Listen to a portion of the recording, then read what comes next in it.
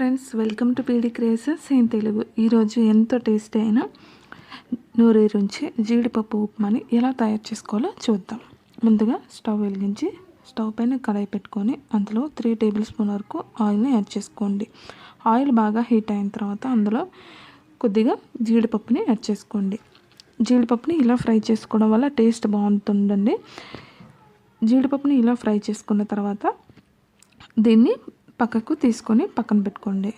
అలానే అందులోనే 1/2 table spoon వరకు పచ్చిశనగపప్పుని, అలానే 2 టేబుల్ స్పూన్ వరకు వేరుశనగ గుళ్ళని యాడ్ చేసుకొని లైట్గా ఫ్రై చేసుకోండి. ఇవి లైట్గా ఫ్రై అయిన తర్వాత అందులో 2 ఉల్లిపాయలని సన్నగా కట్ చేసుకొని యాడ్ చేసుకోండి. అలానే 3 పచ్చిమిరపకాయలని సన్నగా కట్ చేసుకొని యాడ్ చేసుకోండి. పచ్చిమిరపకాయలు మీకు కారం సరిపోదా అనిపిస్తే ఇంకొక 2 పచ్చిమిరపకాయలని కూడా కట్ చేసి యాడ్ చేసుకోవచ్చు. అలానే అందులోనే ఒక క్యారెట్ని సన్నగా తరిగి యాడ్ చేసుకోండి. క్యారెట్ని యాడ్ చేయడం వల్ల టేస్ట్ బాగుంటుంది, అలానే హెల్తీ కూడా. క్యారెట్ కూడా ఫ్రై అయిన తర్వాత అందులో 2 టమాటీలని సన్నగా కట్ చేసుకొని యాడ్ చేసుకోండి. టమాటీ యాడ్ చేసిన తర్వాత అందులో 1/2 టేబుల్ స్పూన్ వరకు పసుపుని యాడ్ చేసుకోండి. పసుపు ఆప్షనల్ మాత్రమే, మీకు నచ్చితే యాడ్ చేసుకోండి. నేను కొద్దిగా యాడ్ చేస్తున్నాను. అలానే 1 టేబుల్ స్పూన్ వరకు సాల్ట్ని యాడ్ చేసుకోండి. సాల్ట్ చివరిలో టేస్ట్ చూసి యాడ్ చేసుకోవచ్చు. నేను ముందుగా 1 టేబుల్ స్పూన్ సాల్ట్ని యాడ్ చేసుకుంటున్నాను. ఇలా యాడ్ చేసిన తర్వాత మంటను మీడియం ఫ్లేమ్లోనే పెట్టి టమాటాని ఒక 5 నిమిషాల వరకు మగ్గనివ్వండి. టమాటాలు మగ్గితే టేస్ట్ బాగుంటుంది, లేదంటే పచ్చివాసన వచ్చి ఉప్మా టేస్ట్ పాడైపోతుంది. ఇలా టమాటీ మగ్గిన తర్వాత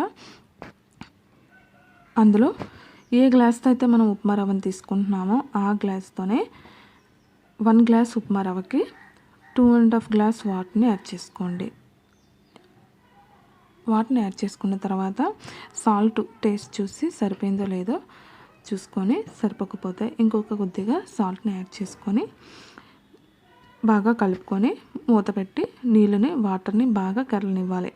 ఇలా కెరిలిన తర్వాత మనం ఏ గ్లాస్తో అయితే వాటర్ని తీసుకున్నామో ఆ గ్లాస్తోనే 1 గ్లాస్ వరకు ఉప్మా రవ్వను తీసుకొని గరిటెతో తిప్పుతూ యాడ్ చేసుకోవాలి. ఇలా ఉండలు కట్టకుండా గడ్డలుగా లేకుండా బాగా తిప్పుకొని ఇలా మంటను మీడియం ఫ్లేమ్లో పెట్టుకొని రవ్వని యాడ్ చేసుకోండి. ఇలా యాడ్ చేసుకున్న తర్వాత అందులో మనం ముందుగా ఫ్రై చేసి పక్కన పెట్టుకున్న జీడిపప్పుని యాడ్ చేసుకోండి.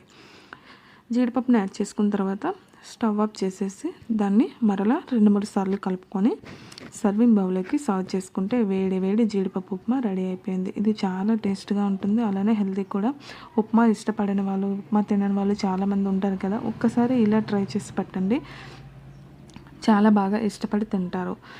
మీకు వీడియో నచ్చినట్టయితే లైక్ చేయండి, షేర్ చేయండి. అలానే మా ఛానల్ని సబ్స్క్రైబ్ చేసుకోండి. పక్కనే ఉన్న బెల్ ఐకాన్ని క్లిక్ చేయండి. మీరు కూడా ఈ రెసిపీని ట్రై చేసి మీ ఫీడ్బ్యాక్ని మాకు కామెంట్ రూపంలో తెలియజేయండి.